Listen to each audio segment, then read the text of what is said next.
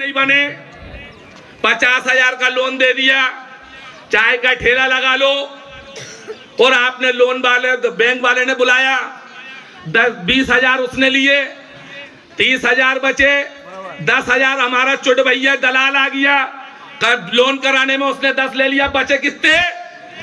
20,000 में चाय का ठेला लग गया। क्या कर्जदार कितने के हो गए? 50,000 रुपए के। और जब वो ठेला 20,000 में लगा,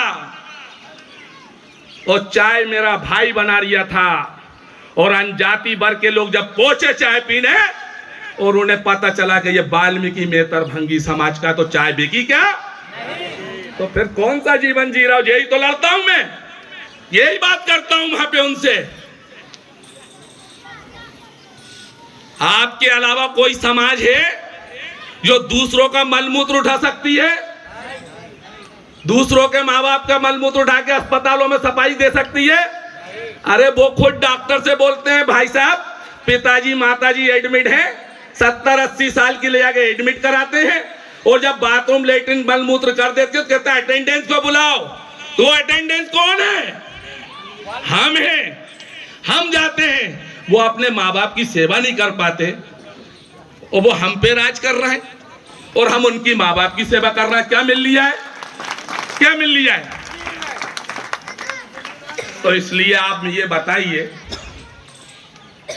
जब मैं संघर्ष के लिए वहां लड़ता हूं, तो मैं जो आपकी बातें रखता हूं वो आपको मालूम है क्या रखता हूं? क्या बात करता हूं वहां पे?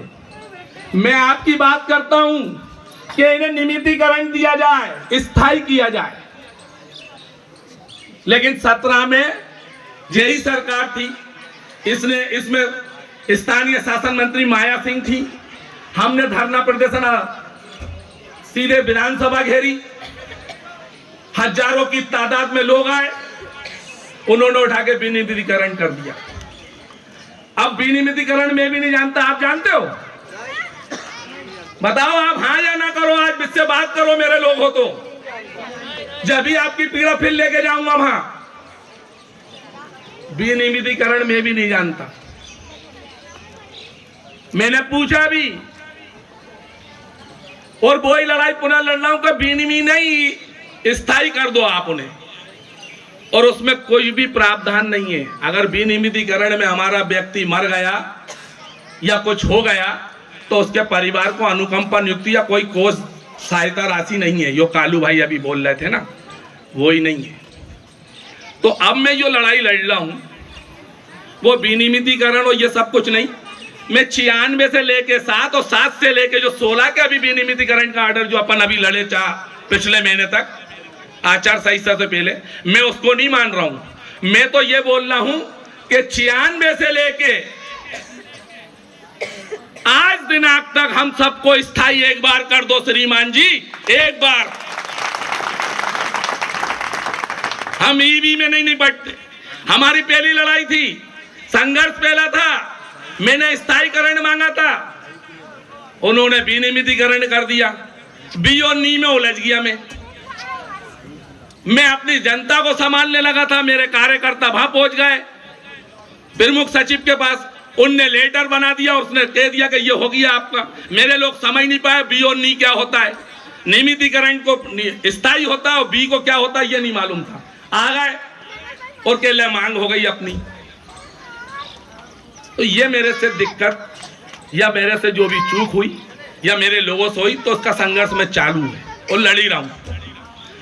इसके बाद मैं आपकी मांग रखता हूं ठेका पिरता। क्या ठेका होना चाहिए?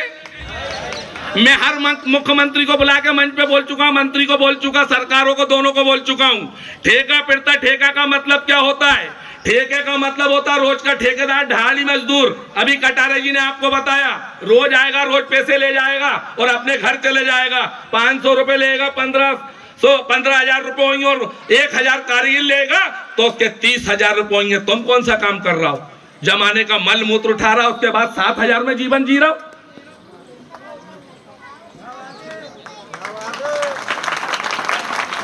यह अन्याय है हमारे साथ। और हमारे लोग कपड़े पहन के नेताओं के पैर पड़ने जाते हैं और उनके बंगलों पे जाते हो, भाई साहब वो भैया करते हैं।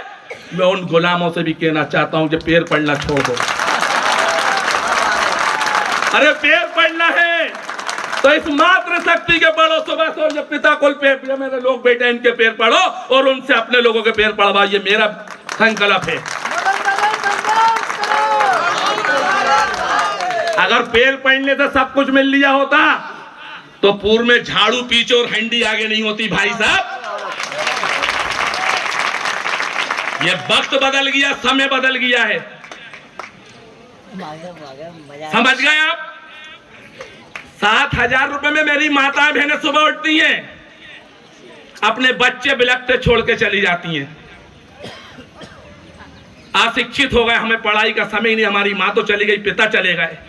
अब हम सो के उठे 11 बजे, 4 घंटे ड्यूटी करके आई, हमें नहलाया उठाया बिठाया, खाना बनाया खिलाया और फिर 2-4 घंटे के लिए वापिस। जाते हो कि नहीं जाते आप लोग?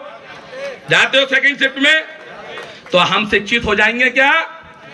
हम पढ़ लिख जाएंगे क्या? तो फिर भाई साहब हम कहां से शिक्षित होंगे? कब हम उस जगह पे पहुंचेंगे? कब हम उस कुर्सी पे पहुंचेंगे? कब लोकसभा पहुंचेंगे? कब राज्यसभा पहुंचेंगे? कब विधानसभा पहुंचेंगे? जहां हमारा नेतृत्व करता नहीं है, हमारा बोलने वाला नहीं है, कोई विधायक नहीं है, कोई सांसद नहीं है, कोई राज्यसभा नहीं है हमारा। और अगर सरकार किसी को कोटे में हमारे नाम से बिठाती है तो उनकी जबान काट के रखती है, बोल मत देना बेटा। क्या बात करते हो आप लोग? ये लड़ाई लड़ता हूं मैं आपकी। मैं पूछना चाहता हूं, कोई भी माँ बहन खड़ी हो, माता खड़ी हो, क्या कितनी तनख्वाह मिलती है आपको? बोलिए भैया, इंदौर के हाल देख लो, दलाली के क्या हो रहा है, बताइए कितनी मिलती है? 7,000।